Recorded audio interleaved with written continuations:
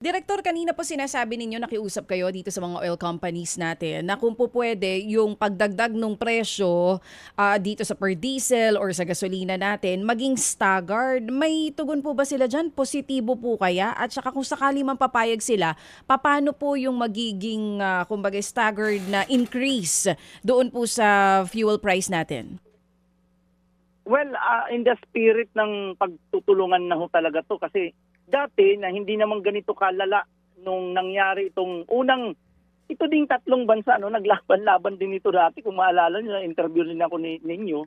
Pero it was just a 3 to 7 day lang na conflict.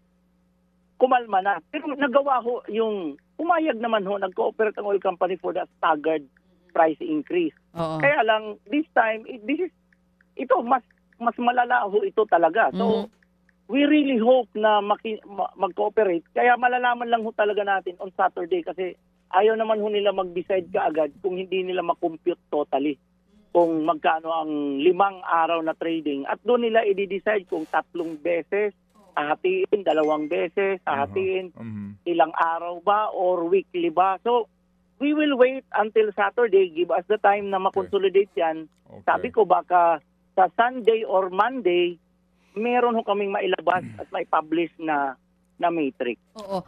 Director, wala po ba tayong pwedeng alternative oil sources bukod po dun sa mga nabanggit nyo pong bansa kanina na po pwedeng pagkunan ng supply po natin?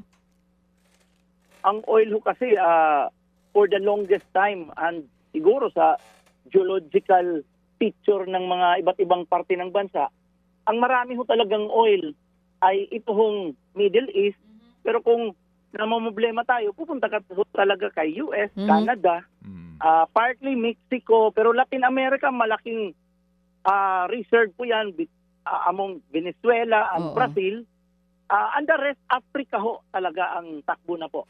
Because Europe has for a long time have not been considered as an oil-producing country, continent, except lang ho itong Russia. Okay. Ang Russia ho, talawak niya, may nahanap po at malaki. Isa yan sa pangalawa o pangatlo sa US, Saudi Arabia and Russia. So malaki din ho ang Russia. Okay. Yung possibility po no na mag-shift tayo ng oil suppliers, malaki po ba ang chance noon at paano po yun makakaapekto sa presyo ng langis at maging sa supply po natin?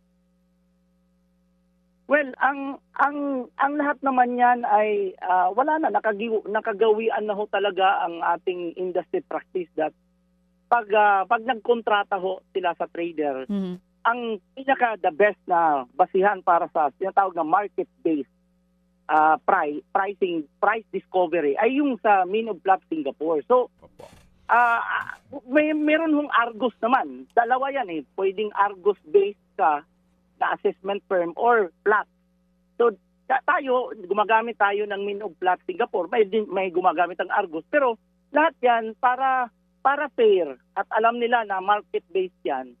Doon sila sa magbabase sa benchmark na yon wherever you are. So baka iba lang kasi may Brent naman din doon sa Europe at of course dito sa Middle East meron din silang kanilang like Dubai crude. Pero lahat yan, naka-base yan sa mga benchmark. So, ngayon, alam na ho, si Sir Ted nagsabi kanina na medyo tumataas ang Mine of Plata. So, affected na po kung kahit saan ka pumunta. Opo, yes sir. Tatamaan ka na ho ng increase in price. Mga kapatid, brothers and sisters, saan ka pa? Dito na tayo sa totoo.